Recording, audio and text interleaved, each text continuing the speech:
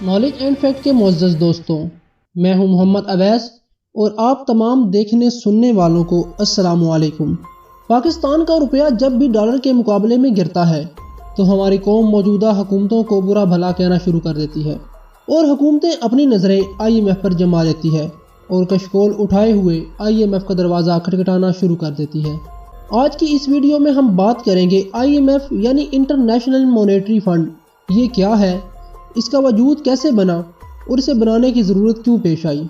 اس سے پہلے آپ سے گزارش ہے کہ ہمارے YouTube چینل کو سبسکرائب کر دیں اور ساتھ لگے ہوئے بیل آئیکن کو پریس کریں تاکہ ہماری آنے والی ہر ویڈیو کا نوٹیفیکیشن آپ تک بآسانی پہنچ سکے۔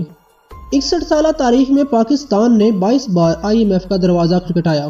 پہلی بار IMF کا دروازہ پاکستان نے 1958 میں کھٹکھٹایا جب جنرل ایوب خان نے IMF سے 25 ملین SDR کے حصول کے لیے ایک معاہدہ کیا، لیکن اس رقم کو وِدڈرا نہیں کیا گیا۔ اس کے بعد 1965 اور 1968 میں صدر ایوب خان نے بیک ٹو بیک 2 بار IMF کا دروازہ کھٹکھٹایا اور 111 ملین SDR وِدڈرا کیے۔ یہ وہ عہد تھا جب پاکستان IMF کا باقاعدہ کلائنٹ بن گیا۔ اس کے بعد ذوالفقار علی بھٹو نے 18 مئی 1972 کو ایک بار پھر IMF کے دروازے پر دستک دی اور پھر مسلسل 1972 سے 1974 تک 3 بار IMF سے مدد مانگی گئی اور 330 ملین SDR منظور کروایا، جس میں سے 314 ملین SDR وِدڈرا کروا لیے۔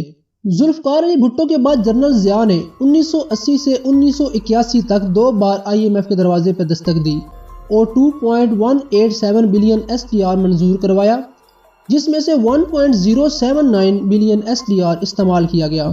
اور اس کے بعد ایک بار پھر جمہوریت آ گئی 1988 سے 1997 تک۔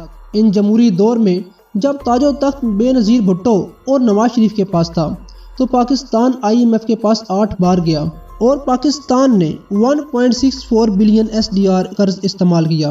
ان 8 بار سے 5 بار پاکستان پیپلز پارٹی اور 3 بار پاکستان مسلم لیگ نون نے قرض لیا۔ 1999 میں ایک بار پھر جمہوریت کا تختہ الٹ دیا گیا اور تاج و تخت پرویز مشرف کے حصے میں آیا اور صدر مشرف نے بھی 9 سال میں IMF سے 2 بار قرض لیا جو 1.33 بلین SDR ہے۔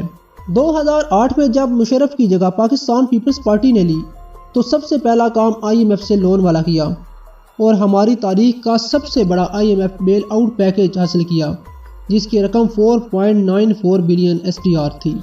2013 میں پاکستان مسلم لیگ نون اقتدار میں دوبارہ واپس آئی اور اپنی روایت کو برقرار رکھتے ہوئے سب سے پہلا کام IMF سے پیکیج منظور کروایا اور تاریخ کا دوسرا بڑا بیل آؤٹ پیکیج جو 4.399 بلین SDR تھا حاصل کیا، جس کے بعد پاکستان کی معاشی حالت قدرے بہتر ہونے لگی۔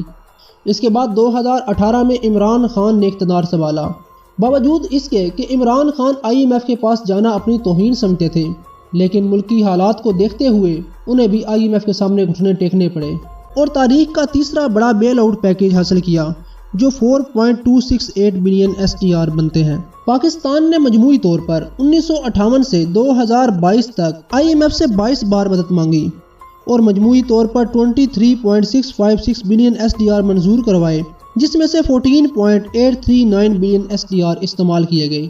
اب سوال یہ ہوتا ہے کون لوگ ہیں یہ، کیوں لون دیتے ہیں اور ان کے پاس یہ پیسہ آتا کہاں سے ہے؟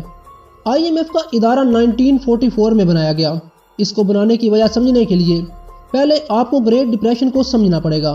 یہ گریٹ ڈپریشن ہی تھا جس کی وجہ سے IMF کا وجود ہوا۔ بات شروع ہوتی ہے 1929 سے، جب امریکہ کی سٹاک مارکیٹ کریش ہو گئی۔ ہوا یہ کہ امریکہ کی مارکیٹ کے بعد دنیا کی مارکیٹ بھی کریش کر گئی اور یہ اتنی کریش ہوئی کہ شاید اتنا بڑا نقصان آج تک دنیا نے نہیں دیکھا۔ پوری دنیا کی GDP 15% تک گر گئی۔ معزز ناظرین، 2008 میں گریٹ ریسیشن آیا تھا۔ اس کے دوران دنیا کی GDP صرف 1% گر گئی تھی۔ اب امیجن کریں کہ 15% GDP گرنے سے کیا حال ہوا ہوگا۔ معزز ناظرین، امریکہ میں انڈسٹریل پروڈکشن 46% تک گر گئی، ہول سیل میں 32% تک کمی آئی، فارن ٹریڈ 70% تک گر گئی اور بے روزگاری 600% تک بڑھ گئی۔ معزز ناظرین، گریٹ ڈپریشن دنیا کا ایک بہت ہی بڑا سانحہ تھا جس نے شاید دنیا کو پیچھے دھکیل دیا، جس کے بعد 44 ممالک اکٹھے ہوئے اور طے پایا کہ ہمیں ایک ایسے ادارے کی ضرورت ہے جو ہمیں مستقبل میں ایسے حادثات سے بچا سکے اور اس طرح IMF یعنی انٹرنیشنل مانیٹری فنڈ جیسا ادارہ بنا اور اس کے ساتھ ہی ایک اور ادارہ ورلڈ بینک بھی بنا۔ IMF کا بنیادی مقصد دنیا کی کرنسی ایکسچینج ریٹ کو مانیٹر کرنا، ممالک کے ساتھ تجارت کو آسان بنانا، ممالک کی پائیدار ترقی کے بارے میں سوچنا، روزگار بڑھانے اور اکانومی کو بہتر بنانے کے لیے نئے آئیڈیاز کو انٹروڈیوس کروانا تھا۔ معزز ناظرین، دوسری جنگ عظیم کے بعد ہوا کچھ یوں کہ ممالک ایک دوسرے کے ساتھ جڑ گئے اور ایک دوسرے کے ساتھ تجارت بڑھ گئی۔ یہاں تک تو بات اچھی تھی، لیکن اس کا ڈرا بیک یہ ہوا کہ ممالک کی اکانومی ایک دوسرے پر ڈیپینڈ کرنے لگی۔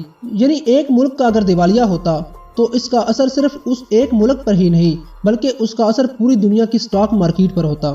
یعنی اب یوں سمجھیں کہ امریکہ میں ہونے والے چھوٹے سے حادثے کا اثر پاکستان اور انڈیا کی اکانومی پر اس طرح اثر انداز ہوگا کہ اگر امریکہ کی سٹاک مارکیٹ پر منفی اثر پڑتا ہے تو اس کے ساتھ ساتھ پاکستان اور انڈیا کی مارکیٹ پر بھی منفی اثر پڑے گا، اور اس طرح پاکستان اور انڈیا کے ساتھ جڑے وہ ملک جن سے ہماری تجارت ہوتی ہے ان کی اکانومی بھی کریش کرنے لگے گی، اور اس طرح یہ ایفیکٹ پوری دنیا پر پھیل جائے گا، اور اس ایفیکٹ کو ڈومینو ایفیکٹ کہتے ہیں، یعنی ایک برک کے گر جانے سے پورے سٹرکچر کا گر جانا۔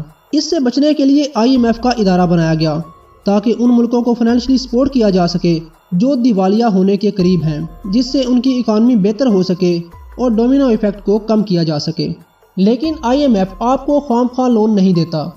جیسے پہلے میں نے آپ کو بتایا کہ IMF کا مین رول یہ ہوتا ہے کہ اکانومی کولیپ نہ کر پائے، اس لیے IMF لون دینے سے قبل اس ملک کے اکاؤنٹس اور فائنینشیل معاملات کو اچھے سے اسٹڈی کر لیتا ہے، اور پھر IMF ان ممالک سے ڈیمانڈ کرتا ہے کہ آپ اپنی پالیسیز کو تھوڑا تبدیل کریں اور ان اشیاء پہ ٹیکس کو مزید بڑھائیں تاکہ آپ کی اکانومی بہتر ہو سکے اور کچھ سال بعد دوبارہ پھر آپ کو ہمارے سامنے نہ کھڑا ہونا پڑے۔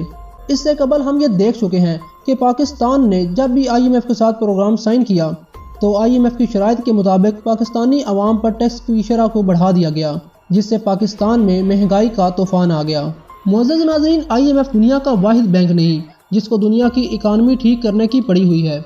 IMF کے مد مقابل بھی مارکیٹ میں موجود ہیں، اور اس فہرست میں نیو ڈیولپمنٹ بینک اور ایشیا انفراسٹرکچر انویسٹمنٹ بینک شامل ہیں، اور یہ بینک بھی مدد کے لیے تیار ہوتے ہیں۔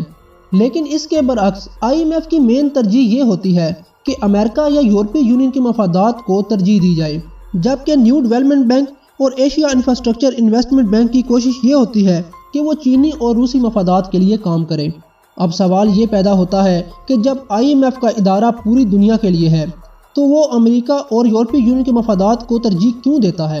اور اس سوال کا جواب جاننے کے لیے ہمیں یہ جاننا پڑے گا کہ IMF کے پاس پیسہ آتا کہاں سے ہے۔ تو دوستوں، IMF انویسٹمنٹ لیتی ہے اپنے ممبرز ممالک سے۔ IMF کے ممبرز ممالک IMF کے اکاؤنٹ میں ڈپازٹ کرواتے ہیں، اور IMF وہی پیسہ دوسرے ممالک کو سود پر لون کی صورت میں دیتا ہے۔ پھر سود کے پیسہ کو برابر ان ممالک میں تقسیم کر دیا جاتا ہے جنہوں نے IMF کے اندر انویسٹمنٹ کی ہوتی ہے۔ جو ملک جتنا ڈپازٹ کرواتا ہے اس کو اتنا ہی منافع ملتا ہے، اور سب سے زیادہ پیسہ IMF میں امریکہ نے انویسٹ کیا ہوا ہے، جو کہ تقریباً 17% بنتا ہے، جس کی وجہ سے IMF پر امریکہ کی اجارہ داری قائم ہے، اور ووٹنگ رائٹس بھی سب سے زیادہ امریکہ کے پاس ہیں، جس کی ہی وجہ سے امریکہ IMF کو ٹول کے طور پر استعمال کرتا ہے۔ اسی لیے IMF کا پاکستان پر اتنا پریشر تھا کہ وہ سی پیک کی معلومات IMF سے شیئر کرے، کیونکہ امریکہ چاہتا تھا کہ IMF کے ذریعے چائنا اور پاکستان کے سی پیک کے اندرونی معاملات امریکہ تک پہنچیں تاکہ وہ اس کو اپنے مفادات کے لیے استعمال کر سکے۔ تو ناظرین، آج کی یہ ویڈیو امید ہے آپ کو پسند آئی ہوگی۔ اس سے متعلق ہمیں کمنٹ سیکشن میں ضرور آگاہ کیجیے گا۔ اللہ نگہبان۔